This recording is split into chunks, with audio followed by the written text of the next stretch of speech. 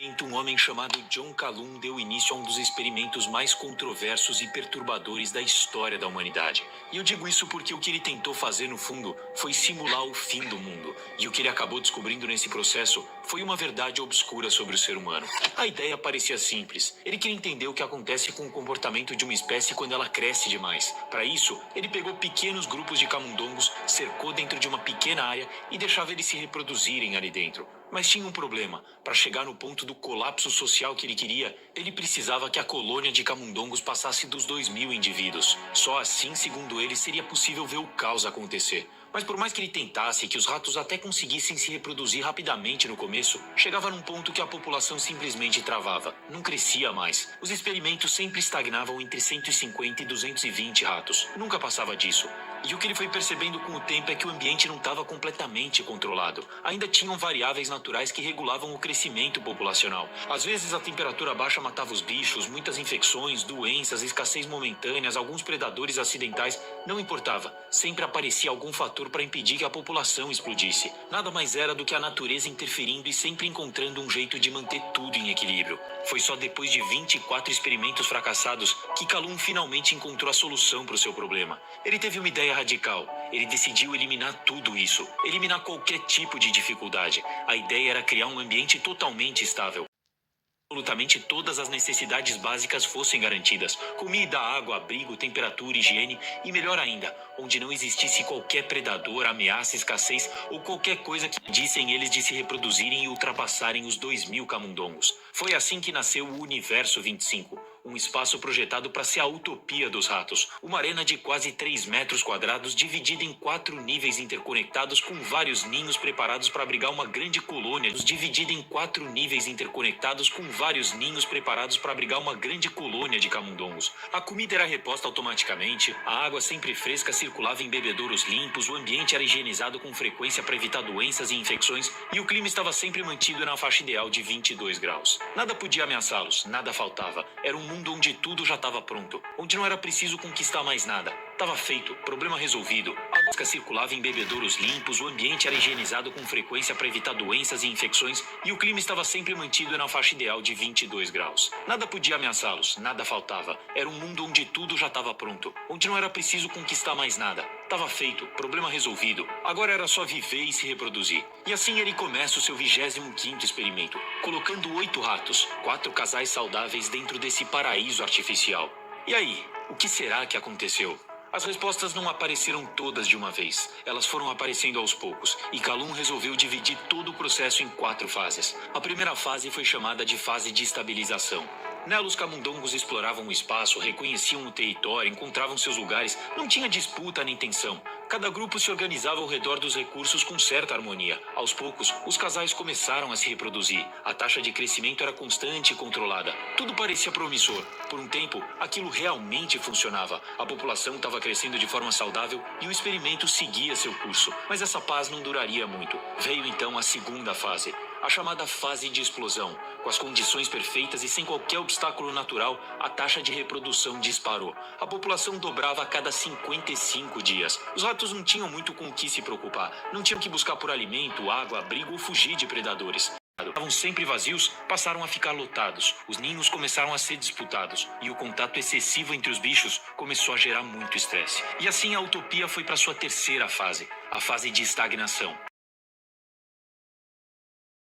A população chega no seu auge, com mais ou menos 2.200 camundongos. Missão cumprida para o cientista. Surgem os primeiros sinais de colapso comportamental. Os comportamentos naturais começam a se desfazer. Os machos mais dominantes se tornam agressivos e imprevisíveis. Os mais fracos se isolaram, evitavam contato, evitavam disputa, evitavam tudo. As asas com seus filhotes passaram a rejeitá-los. Algumas os abandonavam no meio do ninho. Simplesmente os matavam. O instinto materno, que antes era uma das bases comportamentais da espécie, começou a sumir. Começaram a surgir comportamentos estranhos. Alguns ratos começaram a roer suas próprias caudas até sangrar. Outros atacavam companheiros sem nenhum motivo aparente. O que o cientista observou é que a ordem natural da espécie, com machos dominantes, fêmeas protegendo os filhotes e jovens aprendendo, saiu completamente do eixo. Machos tentavam acasalar com qualquer rato que passasse por perto. Fêmeas, machos, filhotes, não havia mais seleção. O que que o cientista observou é que a ordem natural da espécie, com machos dominantes, fêmeas protegendo os filhotes e jovens aprendendo com os mais velhos, simplesmente desapareceu. E no meio desse caos todo surgiu o grupo mais simbólico de todo o experimento. O grupo que Calum batizou como The Beautiful Ones, os Belos. Esses eram os ratos que tinham desistido da vida social. Não acasalavam, não se aproximavam dos outros. Viviam isolados, passivos e imóveis. Passavam os dias comendo, dormindo, se limpando. E por isso estavam sempre belos, com o pelo sempre limpo e impecável. O comportamento deles era marcado por repetições vazias, que não tinham nenhuma função evolutiva ou social. Eles viviam uma espécie de rotina mecânica e sem sentido. Eram belos por fora, mas completamente vazios por dentro. Não aprendiam, não reagiam. Era como se tivessem se desligado completamente dos instintos naturais que aquela espécie originalmente tinha. Suas preocupações eram outras, preocupações jamais observadas antes em camundongos normais. Bastou não ter mais função, mas nenhum objetivo, e eles mesmos se destruíram. Calum mesmo disse, a morte chegou muito antes da extinção física. É bizarro, né? Literalmente o paraíso virando um inferno. E o que me chama ainda mais atenção nessa história toda é que entre os 25 experimentos, o único em que absolutamente todos os ratos morreram foi o último. Justamente o mais perfeito de todos. Nos anteriores, enquanto a natureza ainda encontrava brechas para intervir com doenças, escassez e instabilidade, o equilíbrio se mantinha. A natureza era o deus dos ratos nos primeiros 24 experimentos, mas no 25º, Calum finalmente conseguiu silenciá-la, e por um instante até ocupou o lugar de Deus dos ratos, o todo-poderoso que ofereceu o paraíso, que deu tudo o que os ratos necessitavam. E deu no que deu. O mais perfeito de todos. Nos anteriores, enquanto a natureza ainda encontrava brechas para intervir com doenças, escassez e instabilidade, o equilíbrio se mantinha. Ratos nos primeiros 24 experimentos, mas no 25º, Calum finalmente conseguiu silenciá-la, e por um instante até ocupou o lugar de Deus dos ratos, o todo-poderoso que ofereceu o paraíso, que deu tudo o que os ratos necessitavam. E deu no que deu.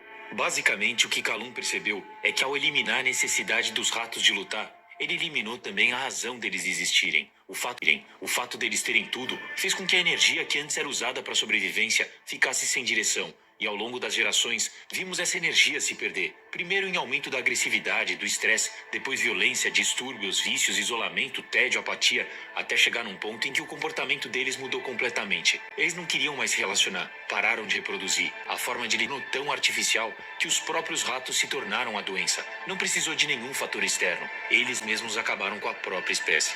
E aqui a gente logo fica se coçando para traçar um paralelo com os seres humanos. Afinal, é quase impossível não pensar. Será que a gente não está indo por esse mesmo caminho? E a verdade é que se a gente quiser, consegue encontrar semelhanças com quase tudo desse experimento aí. Basta olhar para a nossa sociedade e perceber o aumento do ódio, da agressividade e, por que não, das guerras. Vemos também mais autodestruição, ansiedade, depressão, vícios, isolamento. Temos também a diminuição da nossa taxa de natalidade, jovens que se relacionam cada vez menos, guerras ideológicas que afastam as pessoas. Podemos, inclusive, ver a nossa própria geração dos belos. Aqueles tão preocupados com a própria aparência, com procedimentos, filtros no Instagram, mas que são completamente vazios por dentro. E por mais que a gente ache que isso é um problema de hoje, várias gerações ao longo da história também passaram por isso. Grandes impérios, grandes civilizações que alcançaram o topo e logo depois colapsaram. Seja o Império Romano, a Babilônia, o Egito, o Império Azteca, os otomanos, todos construíram seus paraísos e viraram ruínas. Parece até um ciclo que a humanidade está condenada a repetir. Luta, ascensão, conquista e depois disso excesso, vício, tédio e finalmente o colapso.